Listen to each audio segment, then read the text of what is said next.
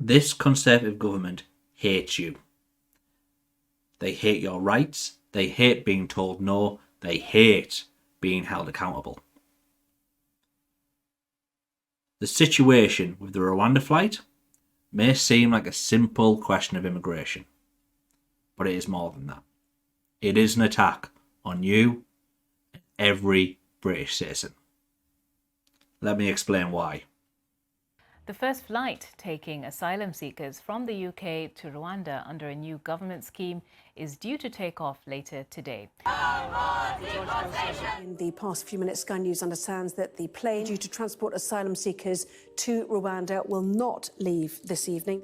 Most of the people who were supposed to be deported were able to avoid the first flight to Kigali through individual legal challenges. Like it or not, Boris Johnson received his current mandate through the issue of Brexit, which was an issue fueled with xenophobia, and regardless of what people tell you, it is fueled by racism as well.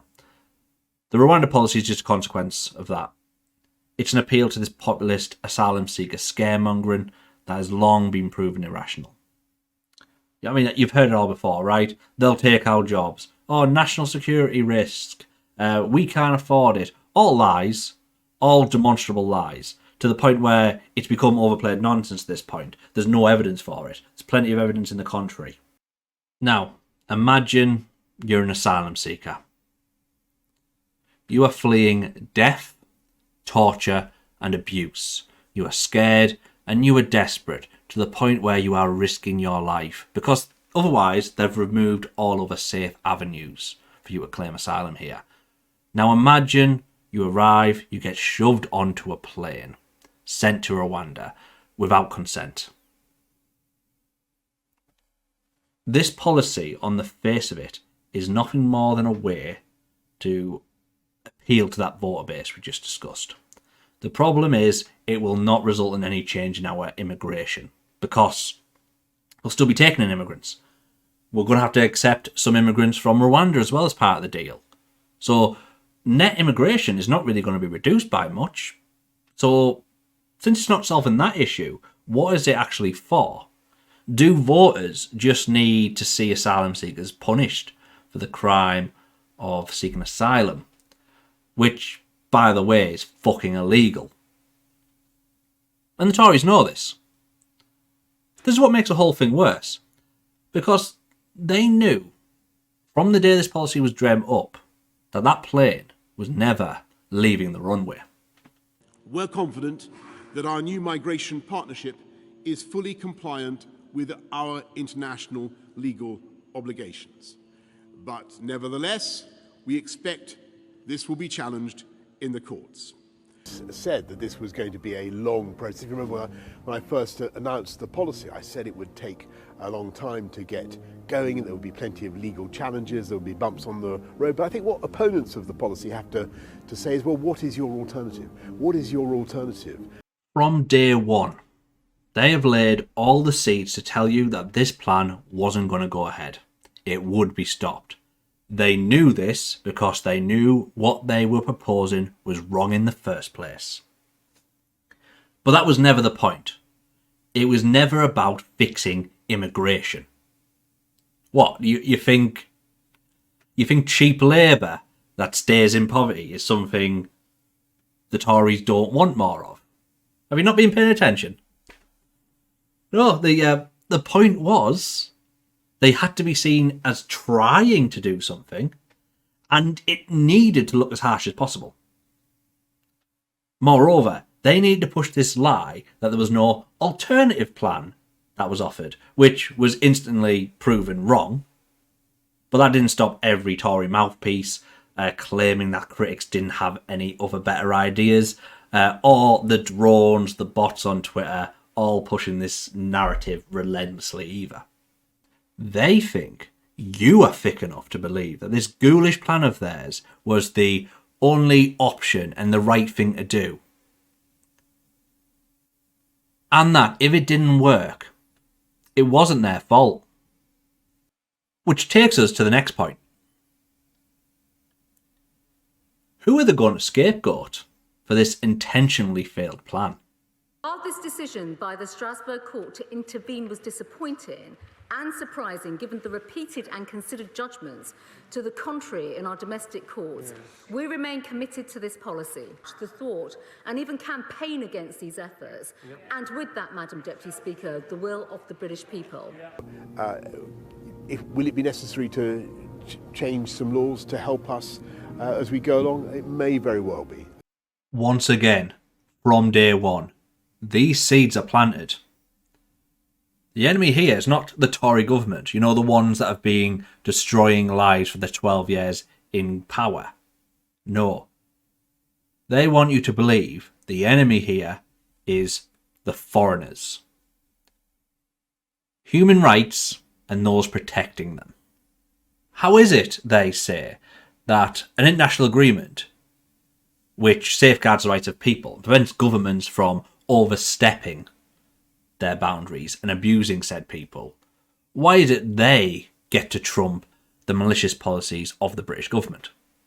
They've pushed this narrative both before and after the failed plane departure, that there's this anonymous judge somewhere in Europe which is preventing British courts from delivering for the British people. But we know the exact opposite is true.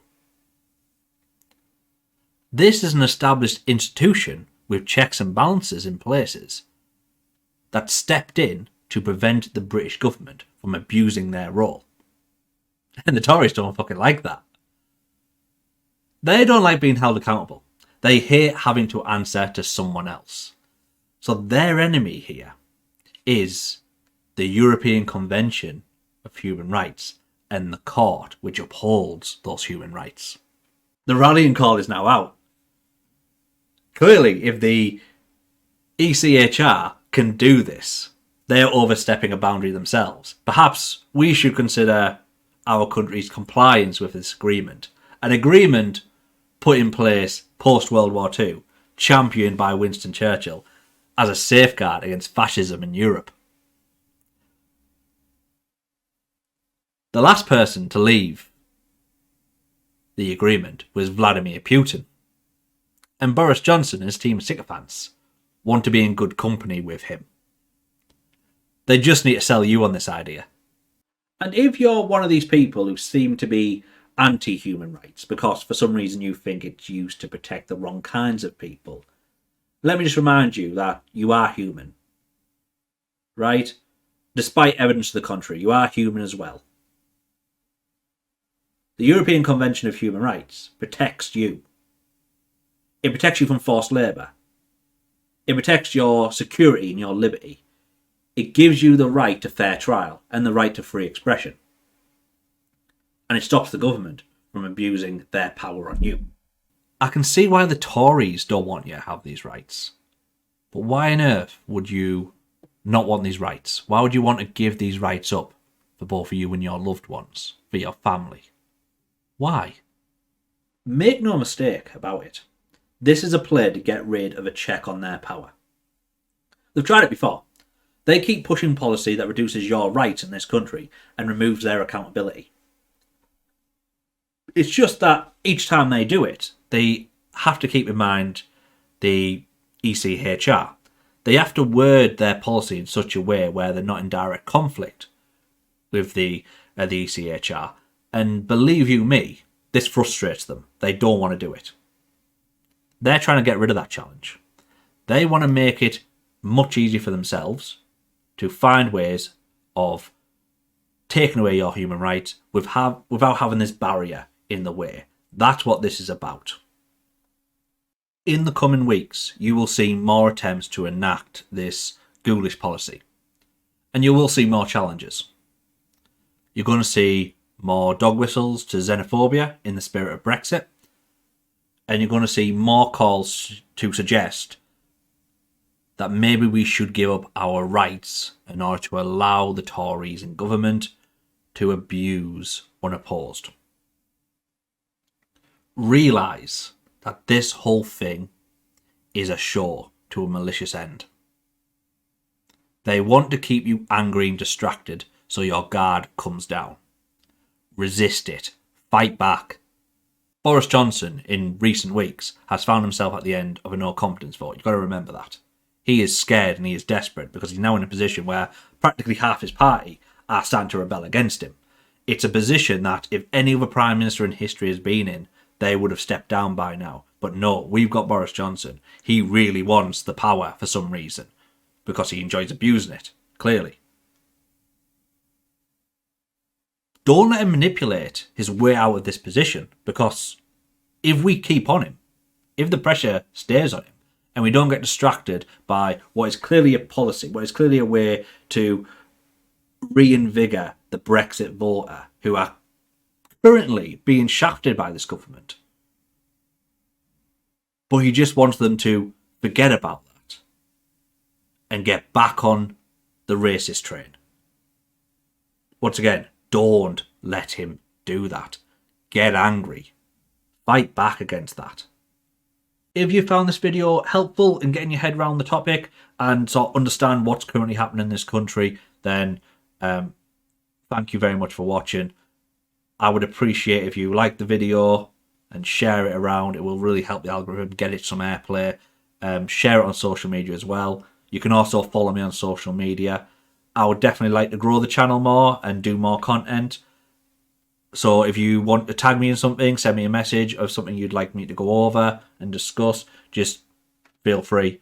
I'm more than happy to. Like I say, I want to make more content. I guess it just comes down to time for me. But hopefully I'll have more time in the coming weeks. I'll follow this as much as I can. I'd like to get back to streaming too. So, yep, just like, subscribe, share around. Would really appreciate everyone. Thanks very much for watching once again.